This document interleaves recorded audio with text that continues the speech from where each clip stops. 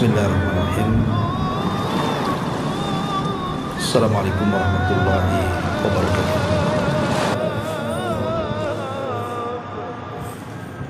Alhamdulillah wassalatu wassalamu ala Rasulillah wa ala alihi wa sahbihi wa mawalah wa la hawla wa la quwata illa billahi wa ba'du.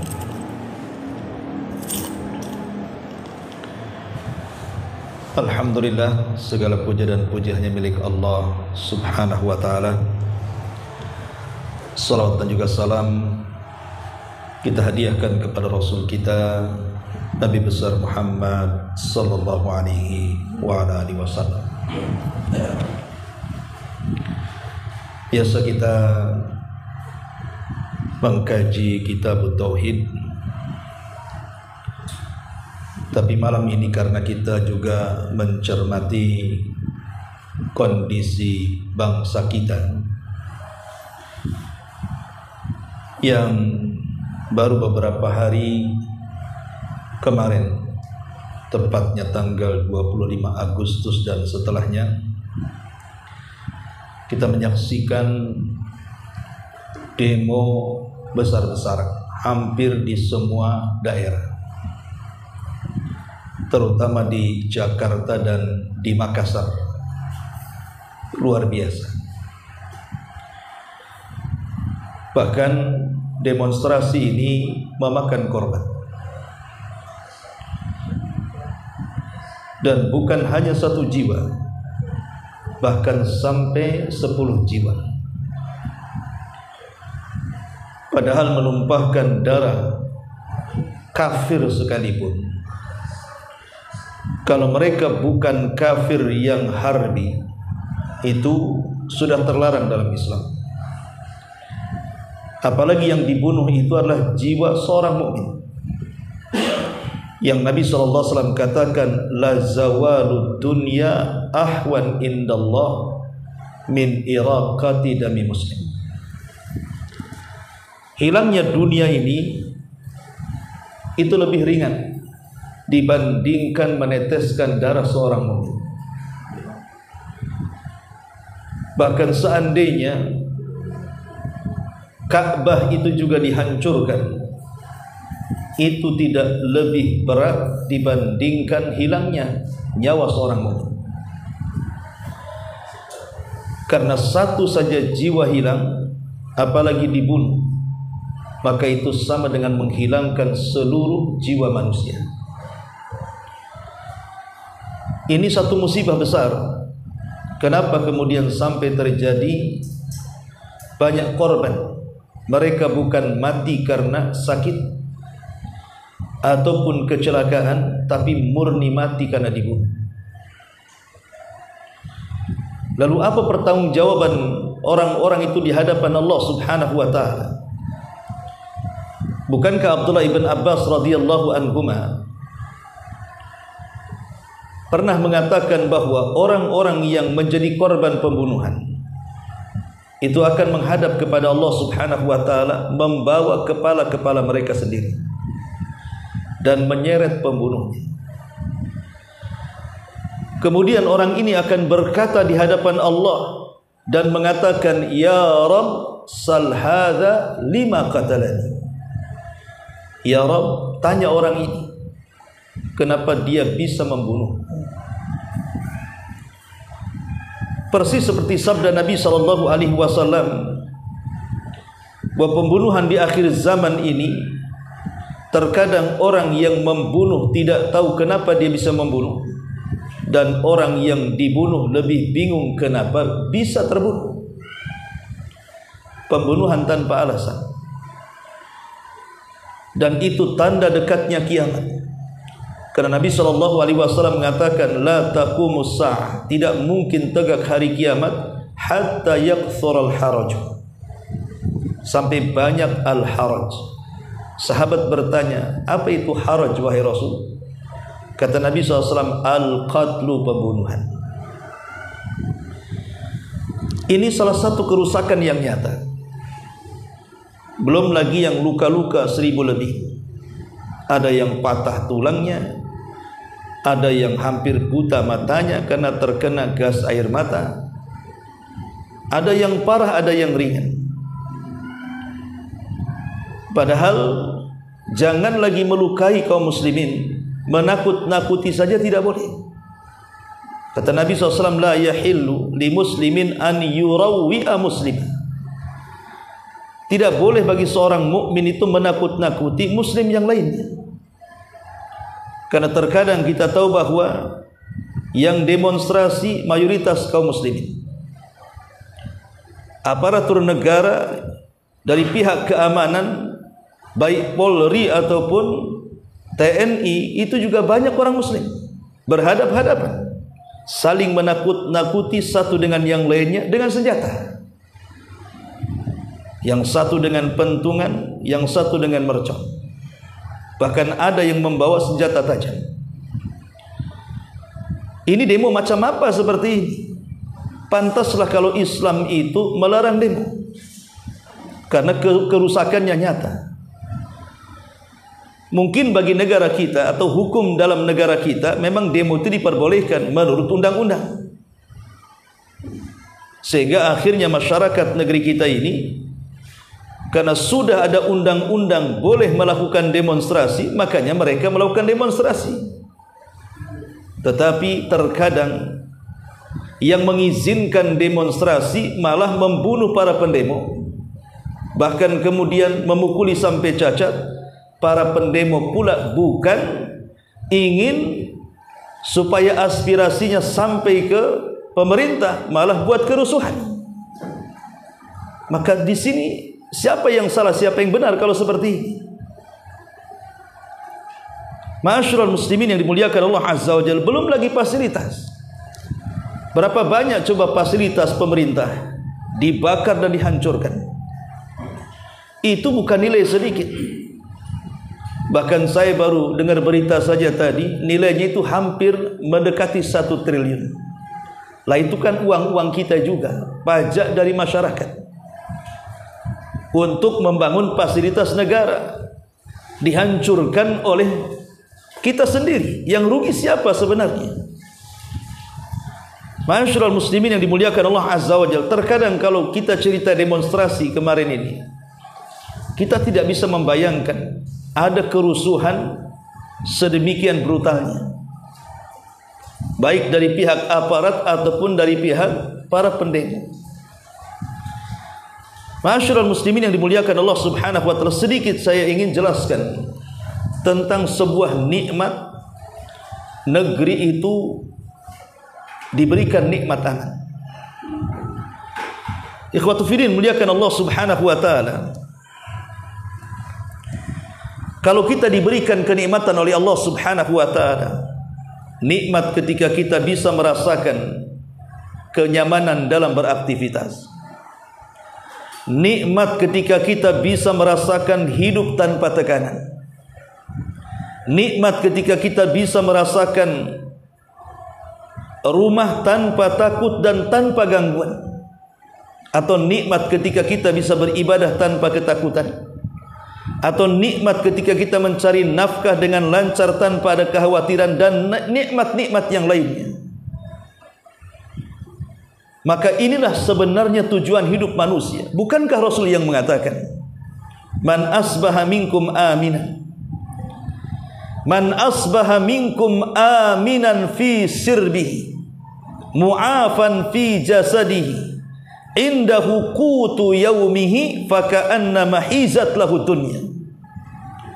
Nabi SAW mengatakan, sesiapa yang di pagi hari dalam kondisi aman jiwanya, tidak ada kekhawatiran.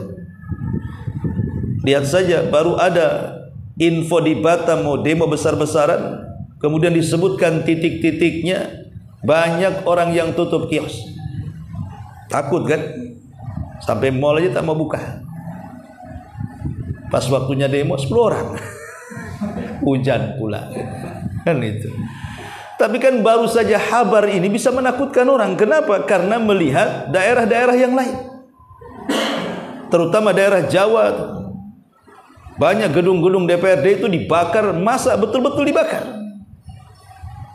Nah ini kan gimana orang hidup penuh dengan ketakutan seperti ini? Padahal kata Nabi SAW, sesiapa yang di pagi harinya dalam kondisi aman jiwanya, tidak ada kekhawatiran, tidak ada yang mengancam, tidak ada yang membuli, tidak ada yang memfitnah, tidak ada yang menggibah, tidak ada yang mengadu domba dan yang semacamnya. Jiwanya tenang karena tidak punya musuh. Yang kedua, sehat badannya.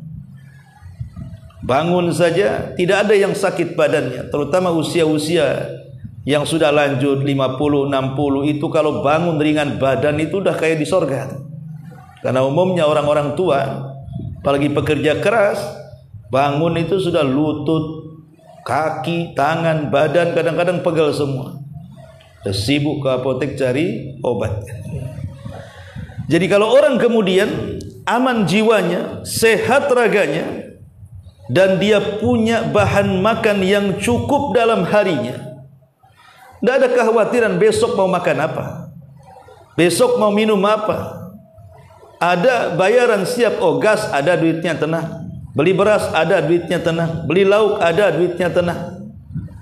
Maka kata Nabi SAW, seolah-olah dunia itu telah terkumpul pada dirinya. Karena yang dicari manusia ini kan tiga ini. Apa sih yang dicari manusia kalau bukan tiga ini? Pertama, aman kehidupannya, tidak ada yang mengganggu dia. Yang kedua, sehat badannya, tidak ada penyakit. Yang ketiga, cukup makannya. Apalagi yang dicari? Itu yang dicari manusia. Gara-gara tiga perkara ini manusia banyak mengeluarkan uang, menghabiskan biaya itu gara-gara tiga perkara ini. Orang ketakutan karena kasus, bayar pengacara, habis duit di pengacara. Kemudian badan dan jasadnya sakit, habis di rumah sakit biayanya. Kemudian untuk mencari barang kebutuhan juga pakai uang, habis juga uangnya. Tapi kalau tiga-tiganya kemudian ada pada diri kita, maka dunia seolah di genggaman dia itu sebenarnya. Itulah kunci kebahagiaan manusia. Dari sini nyata tentang nikmat sebuah keamanan. Jadi aman itu sebuah nikmat. Karena penduduk sorga itu, kenapa mereka merasa nikmat coba? Karena di sana tidak ada gangguan, tidak ada orang demonstrasi di sorga. Makanya Allah Subhanahu wa taala mengatakan, udkhuluha bisalamin aminin. Masuklah kalian ke dalam sorga dengan penuh keselamatan dan penuh keamanan. Jadi aman itu sifat sorga. Jadi kalau di dunia kita ini aman, seolah-olah kita berada di sorga dunia. Ma'asyiral muslimin yang dimuliakan Allah Subhanahu wa taala. Makanya ada istilah ungkapan al-fitnatu na'imatun la'anallahu man aiqadhaha. Fitnah itu sesuatu yang tidur, maka Allah akan melaknat orang-orang yang membangunkannya. Karena yang menjadikan tidak aman sebuah negeri itu karena fitnah. Fitnah inilah yang dibangunkan. Dahulu di zaman Utsman ibn Affan radhiyallahu anhu, itulah terjadi pemberontakan pertama, demonstrasi besar-besaran. 5.000 anak-anak muda, baik dari Mesir, Kufah dan Basrah, yang terpengaruh dengan ucapan seorang Yahudi yang pura-pura masuk Islam di zaman Utsman, Abdullah ibn Saba. Maka kelompoknya disebut Sabaiyah. Mereka datang ke kota Madinah di musim haji, di saat Madinah sedang lemah, karena kebanyakan masyarakatnya dan para tentaranya pergi haji, mengepung istana Utsman ibn Affan radhiyallahu. Kemudian menuntut banyak hal kepada Utsman dan meminta Utsman suruh turun, biar orang lain yang menggantikannya. Lalu apa yang mereka tuntut? Mereka menuntut kepada Utsman ibn Affan, Utsman ini nggak beres, banyak hal yang perlu kami kritik di hadapan anda wahai Utsman. Kata Utsman, apa alasan kalian mendemo saya dan menyuruh saya untuk turun tahta? Bukankah Nabi SAW yang mengatakan tidak boleh, harus kuat seorang pemimpin itu jangan sampai kemudian melepaskan baju kekhilafahannya? Mereka pun mulai satu-satu mempermasalahkan Utsman dengan berbagai macam masalah. Pertama, engkau wahai Utsman pernah membakar mushaf. Layakkah seorang khalifah membakar mushaf? Yang kedua, engkau tidak ikut perang Badar, padahal peperangan itu penentu antara hak dan yang batil. Yang ketiga, engkau mengangkat para pejabat dari kalangan orang-orang kecil, padahal banyak orang-orang besar. Bahkan diambil dari sebagian keluarga, nepotisme. Dan engkau juga wahai Utsman, banyak hal pokoknya yang disampaikan kepada Utsman ibn Affan radhiyallahu anhu.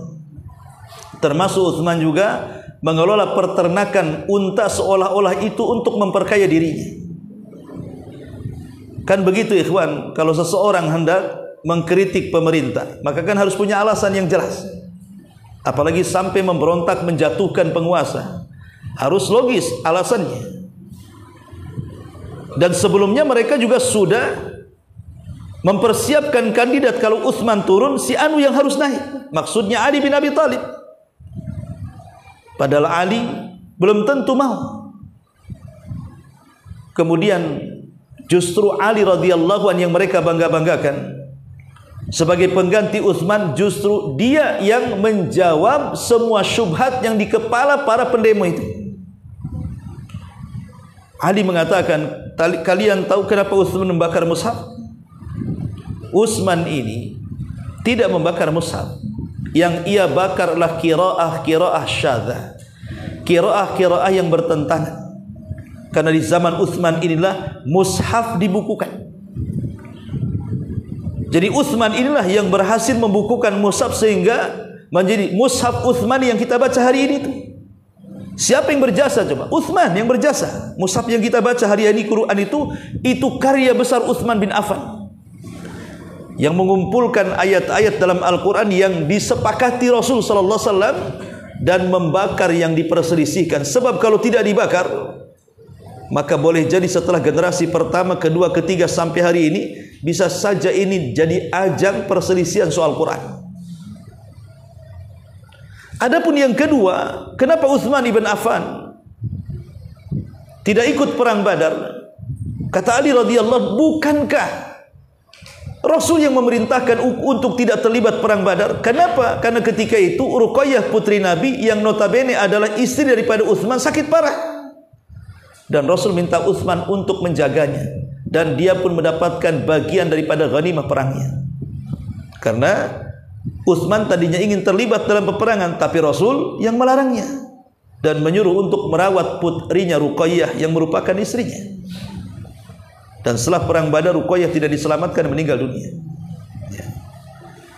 Adapun Utsman kemudian mengangkat para pejabat seperti gubernur dari kalangan keluarganya. Contoh umpamanya Muawiyah bin Abi Sufyan, itu kan sama kabilahnya dari Bani Umayyah, menjadi gubernur Syam. Maka Ali radhiyallahu anhu, apakah kemudian salah Utsman mengangkat dari keluarganya sementara mereka layak untuk memimpin? Kalau mereka punya skill untuk memimpin, apa salahnya? Bukankah Nabi SAW mengatakan al-a'immatu min Quraisy, bahwa para pemimpin itu khusus dari suku Quraisy? Orang-orang Ansar tidak diizinkan untuk menjadi pemimpin. Sepanjang sejarah tidak ada orang Ansar menjadi pemimpin.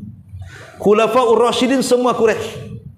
Kemudian beralih kepada sistem kerajaan Bani Umayyah, Bani Abbasiyah, Bani Utsmaniyah, semua orang-orang Quraisy. Dan orang-orang Ansar satu pun tidak ada yang menjadi pemimpin. Maka sebagai balasannya, mereka orang yang pertama meminum dari telaga Nabi sallallahu alaihi wasallam. Adapun kemudian Utsman mempekerjakan anak-anak, padahal banyak kibar para sahabiah. Bukankah Nabi sallallahu alaihi wasallam juga pernah menjadikan Usama ibn Zaid menjadi imam, padahal usianya 17 tahun. Dia memimpin perang sementara di belakangnya Abu Bakar, Utsman, Ali dan banyak sahabat senior. Siapa yang memerintahkan Usama bin Zaid menjadi pemimpin? Nabi. Adapun Utsman memiliki penangkaran unta. Itu unta kaum muslimin, bukan untuk memperkaya dirinya. Lihat bagaimana di sini para pemberontak ini berusaha untuk mencari alasan supaya Utsman ini turun tahta. Lah ini yang kita khawatirkan demonstrasi terjadi di negeri kita ini. Kalau hanya sekedar menyampaikan aspirasi atas kekecewaan mereka terhadap para pejabat kita, ya murni demo saja, tidak anarkis, silmi dengan cara damai, ya dalam undang-undang kita dibolehkan, walaupun dalam Islam tetap tidak dibolehkan.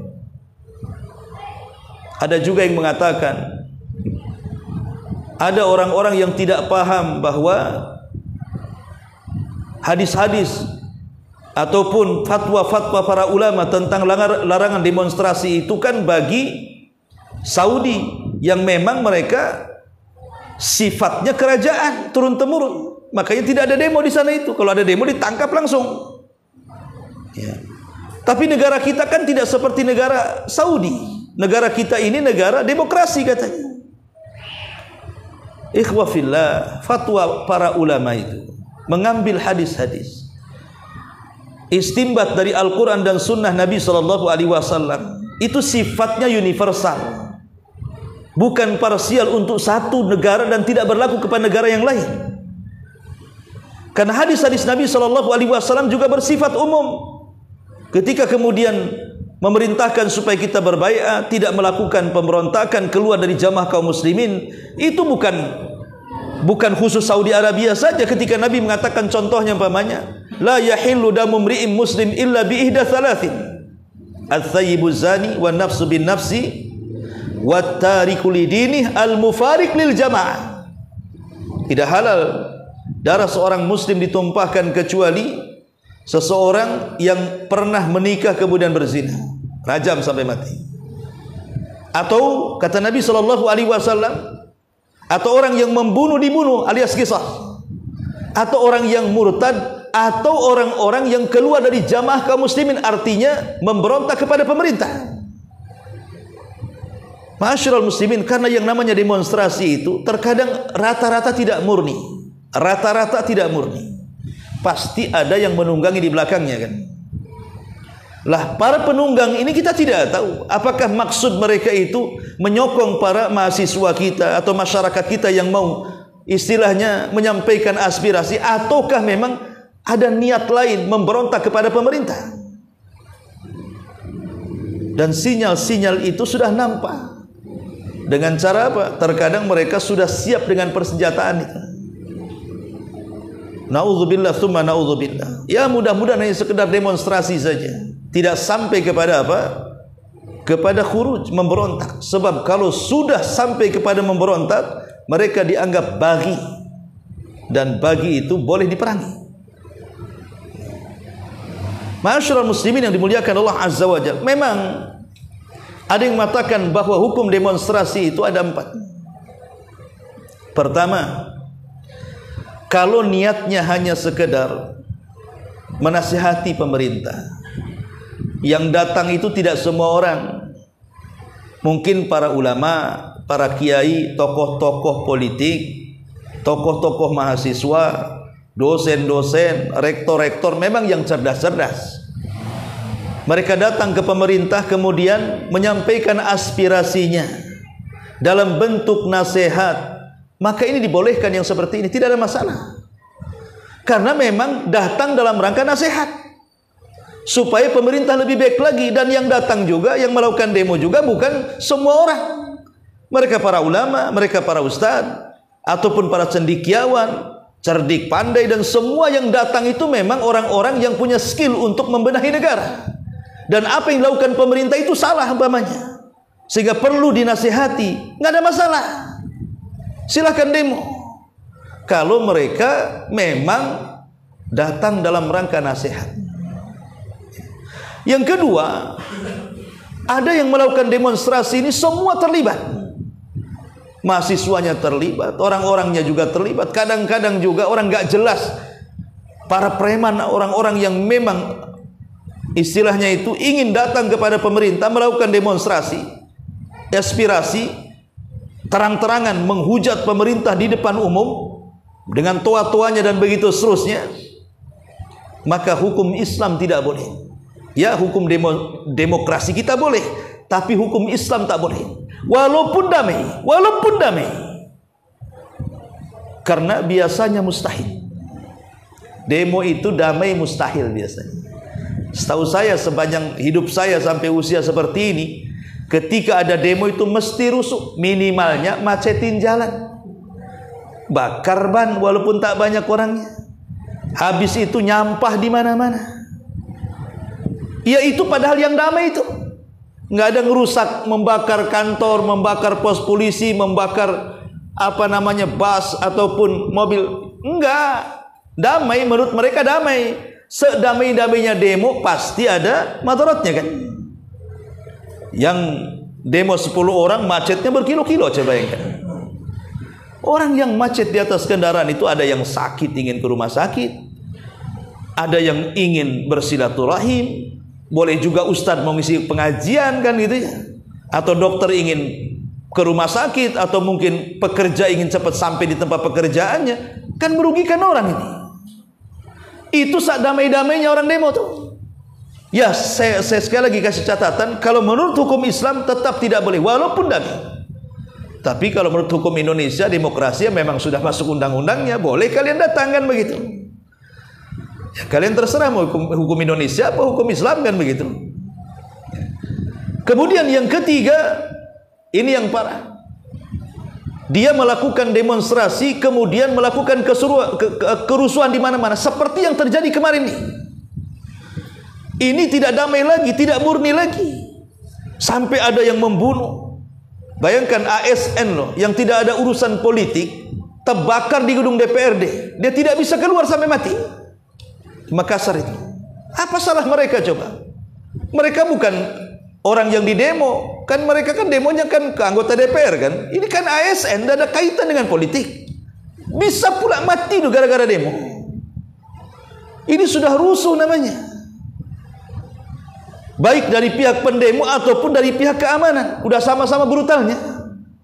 Ini demo apa coba? Ini sudah kuadrat. Demo sendiri menurut hukum Islam itu tak boleh. Oke lah menurut Indonesia ini, demokrasi Indonesia boleh. Tapi anarkis ini tetap saja dalam hukum Islam dilarang, dalam hukum pemerintah juga dilarang. Kalau sudah anarkis ini, apalagi sampai melakukan penjarahan, ikhwan. Melakukan penjarahan itu, apapun alasannya, tetap tidak boleh. Semua agama pun melarang, karena itu namanya pencurian. Dalam Islam bisa dipotong tangannya itu. Kalau sampai kemudian mencapai 1/4 dinar. 1/4 dinar, 1 dinar itu berapa? 4,5 gram. 1/4-nya ya 1 gram lebih, ya kalau dihargai mungkin 1,5 juta lah. Itu sudah boleh dipotong tangannya itu. Coba bayangkan. Itu Iron Man itu berapa itu harganya tuh? Sampai dibuat parodi Iron Man lagi masak, lagi ke sawah, lagi pindah rumah. Coba bayangkan. Belum lagi jam yang 11 miliar itu.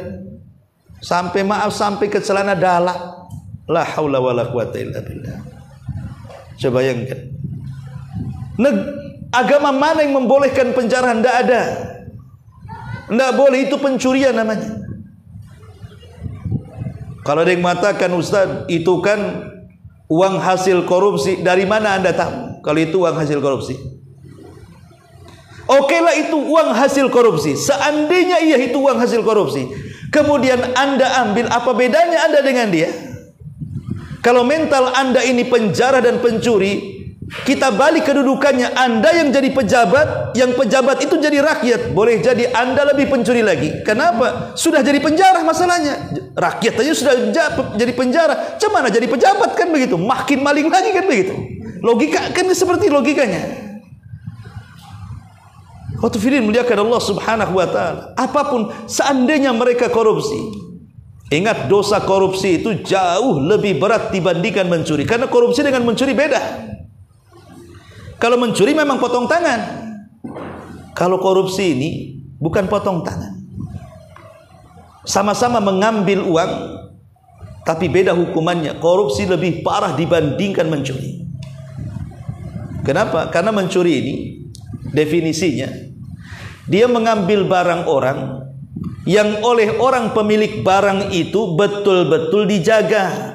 Kalau emas diletakkan di kotak, kalau uang diletakkan di berangkas, kalau pakaian diletakkan di lemari, kalau mobil diletakkan di garasi, yang punyanya itu menjaganya. Kemudian diambil, itu namanya nyuri itu. Tapi korupsi ini tidak, uangnya ada di tangan dia. Uangnya kan di tangan dia, tapi uang itu milik negara. Akhirnya dengan jabatan dia, uang yang di tangan dia diambil, itu namanya korupsi itu. Dan korupsi itu tidak ada hukum hududnya. Kalau mencuri jelas hukum hududnya potong tangan kan. Kalau korupsi kan namanya gulul, dalam bahasa hadis namanya gulul, korupsi itu. Dan gulul ini atau korupsi bahasa kita ini lebih parah dibandingkan mencuri. Kenapa? Karena memang tidak ada hukum hadnya, itu kembali kepada ta'zir. Ta'zir itu kembali kepada kebijakan pemerintah. Kira-kira cocoknya ini diapain? Karena mereka masuk dalam orang-orang yang merusak di permukaan bumi. Orang-orang korupsi ini masuk. Bisa juga kalau pemerintah mau bunuh.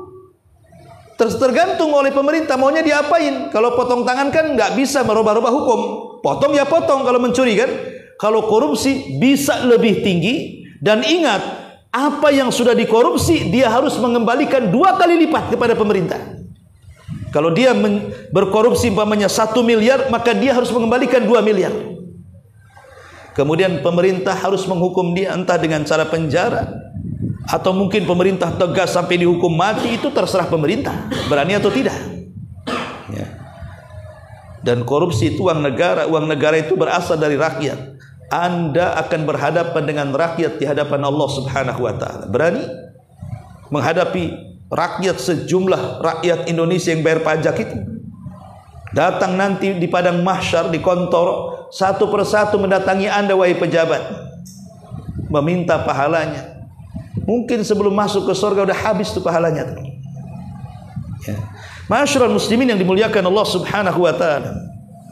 Jadi keamanan negeri ini sangat dihajatkan kepada kita. Baik kita untuk mempermudah poin-poin. Ya.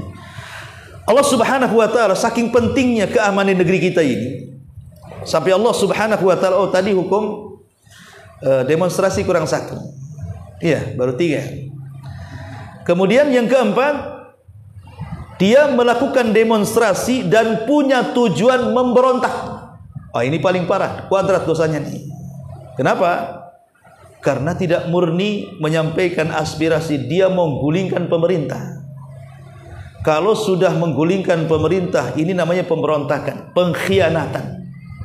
Kalau sudah pengkhianatan, mereka disebut khawarij. Karena hanya orang-orang khawarij lah yang suka khuruj.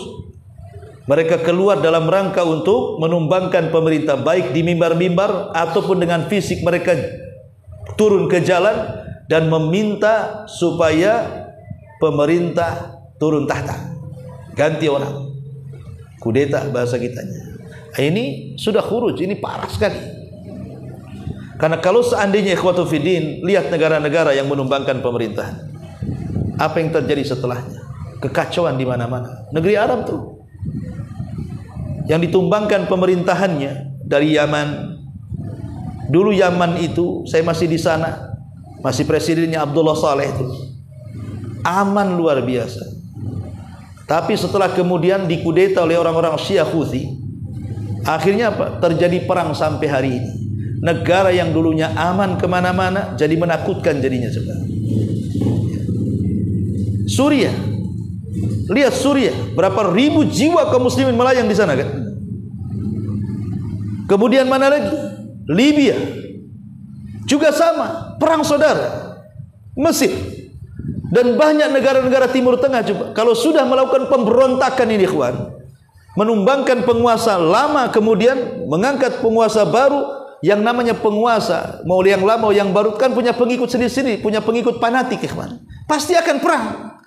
Itu yang kita khawatirkan di negeri kita ini. Negeri kita ini loh, negeri yang membuat negeri-negeri yang lain cemburu kepada negeri kita ini. Bayangkan, tanahnya subur, kaya hasil lautnya, luar biasa. Ya, dalam bahasa Quran itu baldatun thayyibatun wa rabbun ghafur. Negeri yang sangat makmur subur dan Rabb Maha Pengampun. Itulah gambaran negeri kita ikhwatu fiddin yang muliakan Allah Subhanahu wa taala. Ya. Lah, saking kembali kepada tema pentingnya keamanan ini, bahwa Allah Subhanahu wa taala ingatkan kaum Sabah. Kata Allah Subhanahu wa taala, wa ja'alna bainahum wa bainal qura allati barakna fiha quran zahiratan wa qaddarna fiha siru fiha layaliya wa ayyaman aminin. Lihat, Allah menceritakan tentang kisah kaum Sabah dalam Al-Quran, negeri yang sangat diidolakan semua negeri di zamannya, bagaikan sorga. Kata Allah, kami jadikan di antara mereka dan di antara negeri-negeri yang jauh. Yaman ke Syam itu kan jauh, ya. Siapapun yang berjalan kaki safar berhari-hari, baik laki-laki atau perempuan, baik orang banyak ataupun sendirian, tidak ada yang ganggu. Dan mereka sekalipun tidak bawa bekal, tidak kelaparan. Kenapa? Karena di kiri kanan ada buah-buahan, ada air yang mengalir. Kalau lapar tinggal petik, tinggal minum. Mereka bolak-balik dari Syam ke Yaman. Lihat, Allah Subhanahu wa taala ingatkan soal keamanan ini. Tapi karena mereka kufur, akhirnya Allah hilangkan keamanan dan Allah kirim azab, jebolnya bendungan Ma'rib, kemudian melulantakkan negeri Sabah, dan tidak tersisa kecuali 3 tumbuhan yang buah-buahannya pahit, tidak bisa dimakan. Akibat tidak aman lagi, jadi negerinya kacau. Akhirnya mereka pun melakukan suaka ke berbagai macam negeri, salah satunya ke kota Madinah. Masyaallah muslimin yang dimuliakan Allah Azza wa Jalla. Kemudian juga Allah Subhanahu wa taala ingatkan tentang kaum Samud dan kaum Saleh. Kaum Ad maksudnya kaum Nabi Hud, dan kaum Samud kaumnya Nabi Saleh diingatkan soal keamanan ini. Allah mengatakan wa kanu yanhituna minal jibali buyutan aminin. Dan mereka, orang-orang kaum Samud ini kan kuat-kuat tuh tenaganya itu. Mereka suka membelah batu, melobangi batu, sampai membuat istana-istana. Artefak-artefaknya kan nampak sekarang itu, bekas-bekas peninggalan kaum Samud itu. Bagaimana pandainya mereka mengukir bukit dijadikan istana tuh. Makanya Allah mengatakan, dan mereka bisa memahat bukit-bukit itu menjadi rumah dan istana, aminin, dalam keadaan aman, tidak ada yang mengganggu. Tapi karena mereka kufur dengan Nabi Saleh, membunuh untanya merupakan mukjizatnya, Allah buat binasa dalam waktu 3 hari. Hari pertama wajahnya menguning, hari kedua wajahnya memerah, hari ketiga wajahnya gosong, mati dia, bergelimpangan di rumah-rumah mereka. Kenapa? Tidak menghargai keamanan, ya.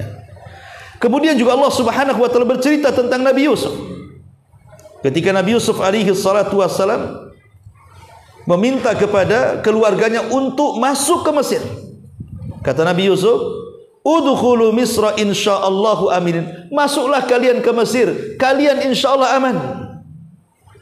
Karena Mesir ketika itu dipegang oleh Nabi Yusuf, tidak ada yang kelaparan. Di antara negeri-negeri, Mesirlah yang tidak kelaparan semenjak dipegang Nabi Yusuf, sehingga orang-orang datang ke Mesir menukar barang dengan makanan. Kata Nabi Yusuf, silahkan masuk ke Mesir, kalian akan masuk insyaallah aman. Di sini serba ada, ya, tidak akan ada kekurangan di sini. Kemudian Allah Subhanahu wa taala juga menjelaskan kepada kaum Quraisy, tatkala Abraha datang hendak mencaplok dan menghancurkan Ka'bah, akhirnya Allah kirim ababil. Kemudian Allah kirim Rasul sebagai utusan untuk memperingatkan mereka, tapi mereka kufur. Allah ingatkan, li'ila fi Quraisyin ila alam tara li'ila fi Quraisyin ila fihim rihlatash shita'i was-sayf falyabudu rabb hadzal bait alladzi at'amahum min ju'in wa amanahum min khauf Allah berikan keamanan setelah kalian takut.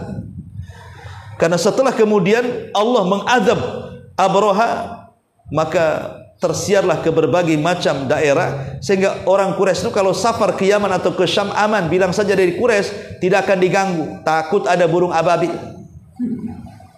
ya.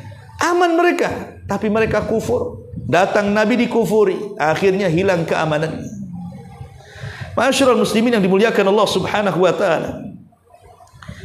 Dan banyak lagi hadis-hadis Nabi sallallahu alaihi wasallam tentang nikmatnya sebuah keamanan itu. Lalu apa sih keutamaannya kalau negeri kita ini aman? Pertama, keamanan ini bisa menenangkan hati siapapun.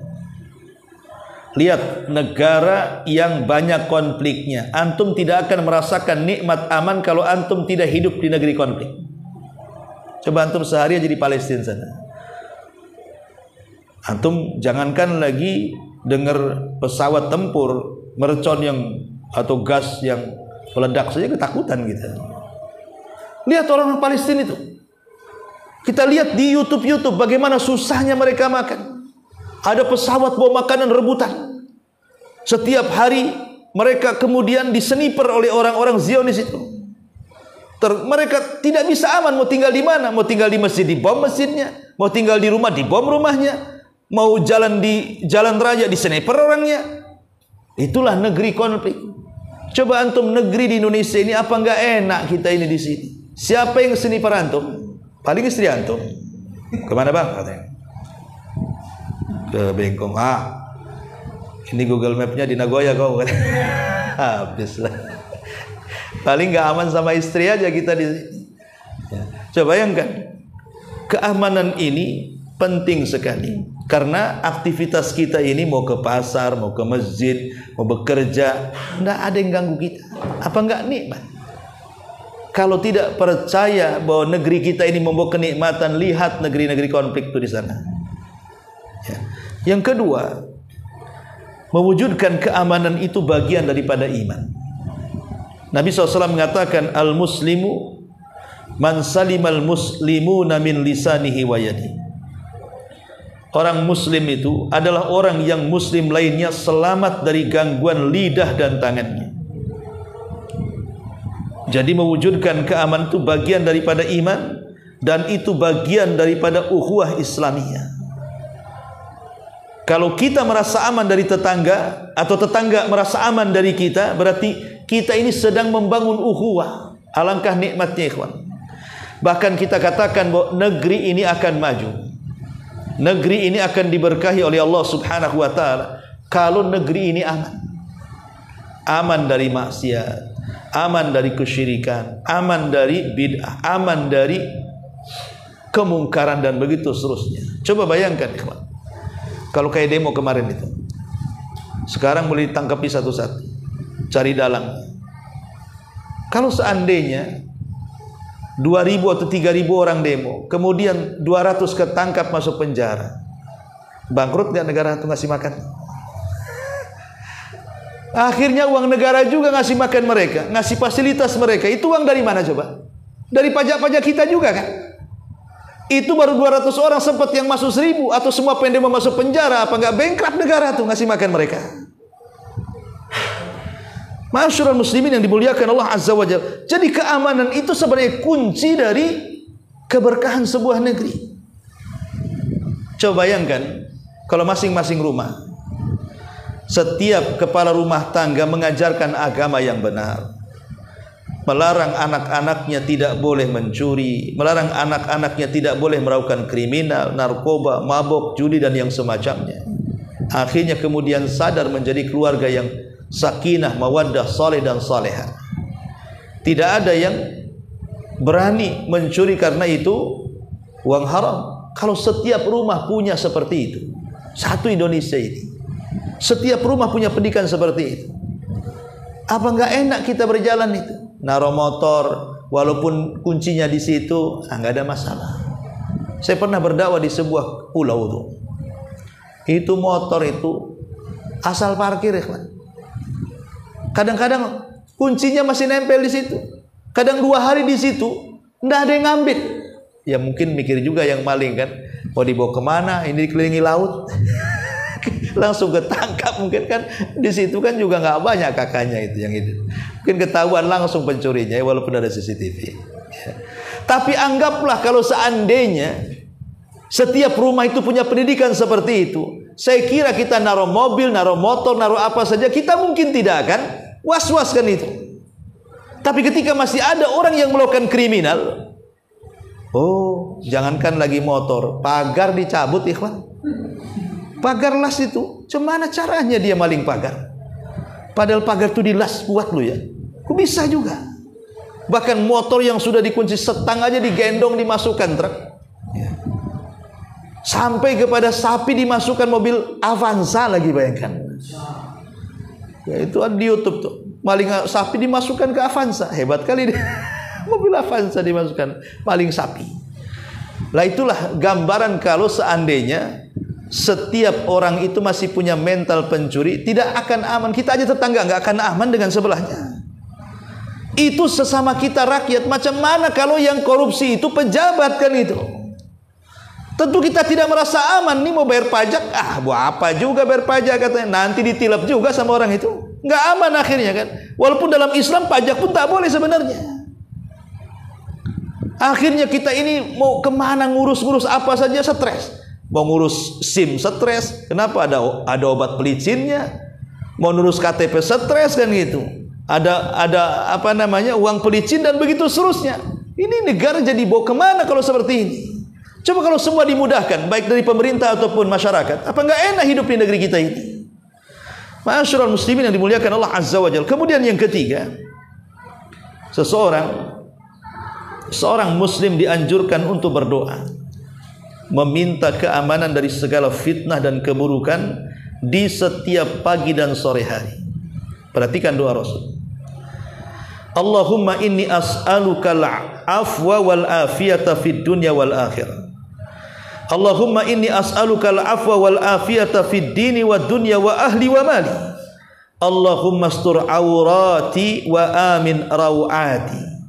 Allahumma hfadhni min baini yadayya wa min khalfi wa an yamini wa an shimali wa min fawqi wa a'udzu bi 'azamatika an aghtal min tahti.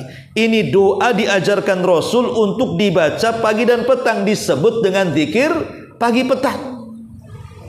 Coba perhatikan artinya. Ya Allah, sesungguhnya aku memohon ampunan dan terbebas dari masalah di dunia ataupun di akhirat. Sesungguhnya aku memohon ampunan dan terbebas dari masalah dalam urusan agama, dunia, keluarga dan hartaku. Ya Allah, tutupilah auratku dan amankan aku dari rasa takut. Ya Allah, jagalah aku dari arah muka, belakang, kanan, kiri, atas, dan aku berlindung dengan kebesaran-Mu agar aku tidak dihancurkan dari bawahku. Lihat di sini Rasul setiap hari memerintahkan kita membaca zikir ini pagi dan petang. Untuk apa loh zikir ini? Salah satunya meminta keamanan. Saking pentingnya aman itu, sampai Rasul mengajarkan zikir pagi petang. Luar biasa ya kawan. Ya. Kemudian yang keempat, keamanan dan keimanan itu memiliki hubungan yang tidak bisa dipisahkan. Selama negeri ini aman, insya Allah akan beriman. Selama negeri ini tidak aman, maka jauh daripada iman. Bukankah Allah yang mengatakan alladzina amanu wa lam yalbisu imanahum bidzulmin ulaika lahumul amnu wa hum muhtadun. Orang-orang yang tidak mencampur adukan keimanan dengan kezaliman, mereka lah orang-orang yang mendapatkan keamanan dan hidayah. Selama keimanan tidak dicampurkan dengan kezaliman, datang keamanan, bahkan hidayah pun datang. Dari sini menunjukkan bahwa ada erat kaitan antara aman dan iman. Kalau aman, insya Allah bisa jadi iman. Kalau dia iman, insya Allah dia aman. Dua-duanya saling terkait. Tapi kalau sudah tidak aman, pasti jauh dari iman. Ma'asyiral muslimin yang dimuliakan Allah Subhanahu wa taala. Kemudian yang kelima, keamanan adalah buah dari keimanan itu sendiri. Jadi kalau orang itu, makanya kenapa? Kalau setiap keluarga kita pupuklah, setiap keluarga, atau mungkin mulai dari RT, RW, lurah, camat gitu ya, memberlakukan daerahnya masing-masing untuk menanamkan iman. Mungkin diperbanyak pengajian, diperbanyak tausiah dari para guru kiai umpamanya kan. kemudian juga dididik untuk yang positif-positif saja. Walaupun dibuat acara-acara adat istiadat itu tidak menyimpang dari syariat. Coba bayangkan masa Agustusan kemarin itu, lihat acara-acaranya apa coba. Laki-laki pakai pakaian perempuan, panjat tebing, panjat pinang lagi. Perempuan panjat pinang, bayangkan. Yang nonton bapak-bapak, apa nggak senang tuh?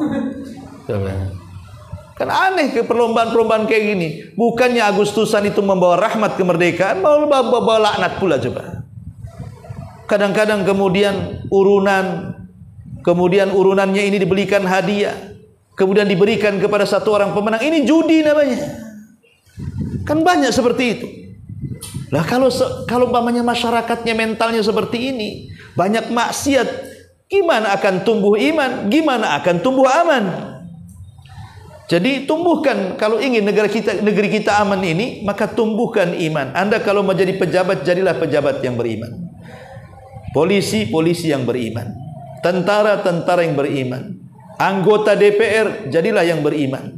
Menteri Anda, jadilah menteri yang beriman. Presiden Anda, jadilah presiden yang beriman. Maka turun berkah itu dari langit. Allah mengatakan, walau anna ahlal qura amanu wattaqau lafatahna alaihim barakatim minas sama'i wal ardh. Kalaulah penduduk negeri ini mau beriman dan bertakwa, Allah akan buka berkah langit dan bumi ini. Tapi masalahnya rata-rata pejabat-pejabat kita ini jauh dari agama, itu masalahnya. Persis seperti Qarun. Ketika belum kaya, beriman kepada Nabi Musa, membaca Taurat, ahli baca Taurat itu Qarun. Bahkan suaranya terindah ketika membaca Taurat. Bahkan Bani Israel suka mengundang Qarun kemana-mana untuk membaca Taurat. Itu waktu miskin. Sudah kaya, mana Tauratnya? Tak ada lagi. Malah jadi penentang Nabi Musa. Bahkan pernah membuat makar untuk mempermalukan Nabi Musa di hadapan wanita pelacur, naudzubillah. Qarun. Bukan hanya itu, dia sakiti Allah dengan kufur nikmat dan mengatakan innama utituhu min ilmi indi. Ini kekayaan aku cerdas, gak ada hubungan dengan Allah katanya. Nah, ini kan kurang ajar, ikhwan. Allah disingkirkan seolah-olah dia pula Tuhan hartanya. Lah ini kebanyakan para pejabat kita ini begitu. Belum jadi, janjinya baca. Ya memang kalau nggak janji nggak jadi. Sudah jadi, mana ada lagi. Dulu masih seringlah ke masjid, sudah jadi, nggak pernah lagi ke masjid. Alasannya pindah kantor, Ustaz. Pindah kantor dari masjid ke mana gitu. Mulai memperkaya diri sendiri, dan itu sudah lumrah di negeri kita ini. Inilah mental-mental yang membuat negeri kita tidak aman seperti ini. Ya wajar kalau seandainya masyarakat tersakiti. Tapi ingat bahwa walaupun mereka zalim mengambil hak kita dan kita tidak bisa mengambil hak mereka, pemerintah, maka Rasulullah SAW mengatakan fasbiru, sabar. Mereka akan dipertanggungjawabkan di hadapan Allah. Ingat, kenapa dalam Islam itu ada hari setelah kematian, ada hisab setelah kiamat, ada azab nanti pada hari kiamat. Kenapa? Kenapa ada hari setelah kematian, ada hisab setelah kiamat, ada azab juga di sana? Untuk apa? Hikmahnya adalah supaya orang-orang yang dizalimi di dunia dapat keadilan. Ada orang-orang yang terzalimi di dunia ini, dia tidak mendapatkan keadilan. Datang dia dengan berkas-berkas ke kantor pengadilan, keluar menangis tidak dapat keadilan. Karena memang Rasul yang mengatakan, 2 hakim di neraka, 1 hakim di sorga. Kata Nabi SAW, al-qudhatu salasatun. Hakim itu ada 3. Yang 2 di neraka, yang 1 di sorga. Seolah-olah Rasul mengatakan apa? 2/3 hakim di neraka, 1/3 di sorga. Sedikit sekali yang mau memperjuangkan keadilan. Karena umumnya mungkin sudah disogok, ya kan? Mungkin sudah dibisiki, mungkin sudah dijanjikan sesuatu, atau ingin popularitas, atau ingin menjilat pemerintah, atau macam-macam. Akhirnya dia menyimpang, mengikuti hawa nafsunya. Kata Nabi SAW, adapun hakim yang pertama, dia punya ilmu, tapi mengikuti hawa nafsu dalam keputusannya, masuk neraka, kata Rasul. Adapun hakim yang kedua jahil, karena jahil menghukumi orang dengan kejahilannya masuk neraka. Yang ketiga hakimnya punya ilmu dan dia memutuskan dengan ilmunya, kau masuk surga, kata Nabi. Itu yang terjadi di negeri kita ini seperti ini. Kalau hakim-hakim kita ini tidak bisa menegakkan keadilan, padahal ikhwan, pekerjaan hakim itu mulia, sangat mulia sekali. Bagaimana tidak mulia? Kita manusia ini setiap hari ada konflik. Tidak mungkin tidak ada konflik kita ini. Kadang-kadang konflik masalah waris, kadang-kadang konflik masalah hutang, kadang-kadang konflik masalah keluarga, masalah tetangga, di perusahaan, kecaplok tanah, dan begitu seterusnya. Mestilah di masyarakat itu ada konflik. Kadang-kadang kan kita tidak bisa menyelesaikan konflik, kecuali apa? Bawa ke hakim kan. Kalau hakim memutuskan dia mendekatkan diri kepada Allah, kemudian menyelesaikan banyak masalah, banyak pahala kau di akhirat. Tapi kalau seandainya memutuskan dengan hawa nafsunya karena uang sogokan, ya, Anda diberikan kekayaan di dunia tapi tidak mendapatkan apapun di akhirat. Jadi mulia sebenarnya kan, tapi mereka tidak sadar. Ma'asyiral muslimin yang dimuliakan Allah Subhanahu wa taala, intinya bahwa keamanan adalah buah keimanan. Dan cara mewujudkannya berdoa kepada Allah Subhanahu wa taala. Dan Allah Subhanahu wa taala mengancam kepada orang yang meninggalkan keimanan dengan menghilangkan keamanan. Sebagaimana Allah mengatakan dalam surah An-Nahl 112. Ma'asyiral muslimin yang dimuliakan Allah Azza wa Jalla, Rasul mengatakan, Inna minan nasi mafatih lil khairi maghaliqul syarr. Sesungguhnya di antara manusia ada yang menjadi kunci-kunci pembuka kebaikan, tetapi ada juga penutup kejahatan. Dan di antara manusia juga ada yang menjadi kunci-kunci pembuka kejahatan dan penutup kebaikan. Kata Rasul, beruntunglah bagi orang-orang yang Allah jadikan sebagai kunci-kunci pembuka kebaikan melalui tangannya, dan celaka bagi orang-orang yang Allah jadikan sebagai kunci-kunci pembuka kejahatan melalui tangannya. Hadis ini penting dalam bab keamanan. Ada orang-orang itu yang memang pengen negara kita aman, tidak ada rusuh. Tapi ada juga orang yang pengen negara ini rusuh. Itu masalahnya. Maka Allah mengatakan celaka. Anda ingin buat rusuh, celaka Anda, kata Nabi SAW. Ingat bahwa kata para ulama, satu hari tanpa ada pemimpin itu lebih buruk dibandingkan 100 tahun dipimpin oleh pemimpin zalim.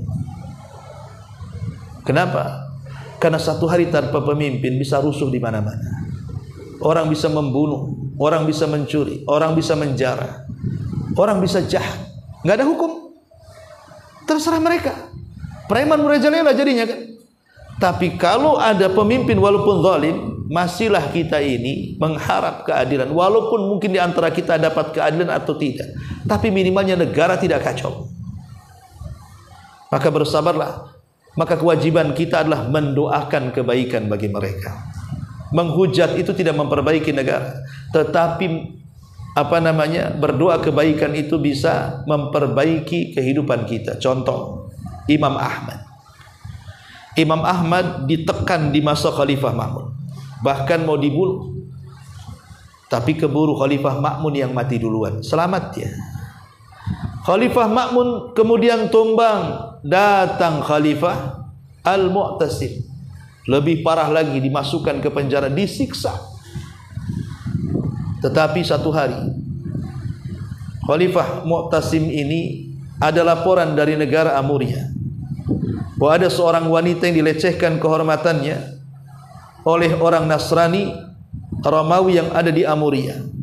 Berteriak-teriak, "Wa Mu'tasimat, wahai Mu'tasim, tolong aku." Ada seorang mukmin mendengar, muslim mendengar, langsung melakukan safar sebulan sampai ke Baghdad, Irak, menyampaikan keluhan satu wanita yang ada di Amuria dan mengatakan, "Wahai Mu'tasim, ada seorang wanita ditepesan kepadamu, meminta pertolongan karena dia dilecehkan kehormatannya." Apa kata Mu'tasim kepada sekretarisnya? Tulis kepada Raja Amuria, kalau mereka tidak minta maaf kepada wanita ini, ku serang negara kalian oleh pasukanku. pertama pasukan yang ada di negaramu, dan yang terakhir pasukan yang ada di sisiku. Ku bantai kalian semua. Bayangkan. Akhirnya betul-betul diserang Amuriyah, jatuh ke tangan kaum muslimin.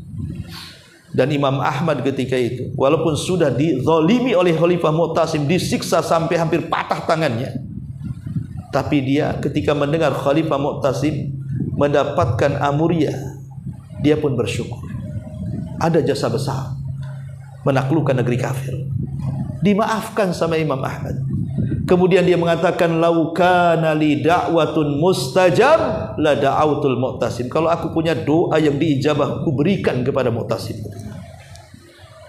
Ya, kalau Imam Ahmad mau berontak bisa, karena satu Baghdad itu sangat menghargai dia. Tapi dia tidak mau. Ketika muridnya datang kepada Imam Ahmad, ya Imam, tuliskan fatwa, kita berontak. Kata Imam Ahmad, adab, adab, ingat darah, darah, darah. Pasti ada darah, jangan.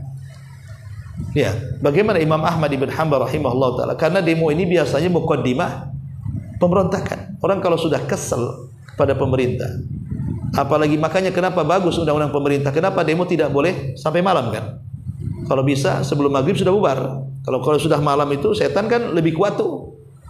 Karena rata-rata rusuh demonstrasi itu di malam hari. Makanya kenapa kita berlindung kepada Allah, min syarri ghasiqin idza waqab. Min syarri ghasik, dari keburukan malam kalau sudah menutup. Sebab kalau malam sudah menutup, kekuatan setan menguat, hawa nafsu memuncak. Makanya banyak kejahatan itu di malam hari. Lihat demo kemarin, yang rusuh di malam hari apa siang hari? Yang demo di siang itu tidak ada masalah kan? Kalau udah malam hari itulah bakar-bakar, jarah-jarah, bunuh-bunuh, itulah malam hari. Makanya kita berlindung. Makanya pemerintah kemudian membatasi waktunya, jangan sampai malam hari. Tapi kalau sudah nekat, lihat kerusuhannya di mana-mana. Masyarul muslimin yang dimuliakan Allah Subhanahu wa taala, sayangilah negeri kita. Kalau bisa kita bangun sama-sama. Dan kita doakan para pejabat kita juga, jangan sok jadi pejabat. Anda dipilih rakyat, harusnya sadar diri. Anda akan dihisab lebih parah dibandingkan rakyat Anda. Karena Anda akan dituntut oleh sejumlah rakyat yang Anda pimpin di negeri kita ini. Anda tidak akan mengelak. Karena Anda ini kalau berbuat jahat, sebenarnya Allah sedang memberikan istidraj. Tahu istidraj? Dibiarkan orang itu senang, tapi tidak melaksanakan kewajiban. Itu namanya istidraj. Allah biarkan dia itu menjadi pejabat 1 periode, 2 periode, 3 periode, atau mungkin makin naik jabatannya ke atas, padahal dia orang yang paling bermaksiat. Kenapa Allah Subhanahu wa ta'ala tidak azab? Bukan Allah tidak azab, Allah sengaja mengulur waktu. Sanastadrijuhum min haitsu la ya'lamun wa umli lahum inna kaidi matin. Apa kata Allah? Kami akan biarkan mereka perlahan, biarkan senang dulu, ketawa dulu, suka dulu, silahkan. Walaupun kalian tidak melaksanakan kewajiban, malah menilap uang rakyat, korupsi dan begitu, silahkan kata Allah. Tapi ingat, wa umli lahum inna kaidi matin. Ku biarkan itu. Ingat bahwa makarku sangat pedas. Nanti akan sampai juga. Falamma nasu ma dzukiru bihi fatahna abwaba kulli khairin hatta idza farihu bima utu akhadnahum baghtatan fa idza hum mublisun. Kata Allah, apabila mereka sudah lupa apa yang Allah ingatkan kepada mereka, maka Allah bukakan pintu kebaikan. Apapun yang mereka inginkan, Allah kabulkan. Sampai ketika mereka di puncak bahagianya, disitulah azab Allah turun. Ketika itu mereka bermuka putus asa. Lihat, ini bahasa Quran. Ya, makanya ikhwatu fillah muliakan Allah Subhanahu wa taala. Dari sini kita berdoa kepada Allah Azza wa Jalla, mudah-mudahan negeri kita ini menjadi negeri yang aman, baldatun thayyibatun wa rabbun ghafur. Wallahu a'lam bishawab. Mudah-mudahan menjadi nasihat bagi saya dan juga bagi jamaah sekalian. Subhanakallah bihamdika asyhadu an la ilaha illa anta astaghfiruka wa atubu ilaik. Allahu taala alam. Assalamualaikum warahmatullahi wabarakatuh.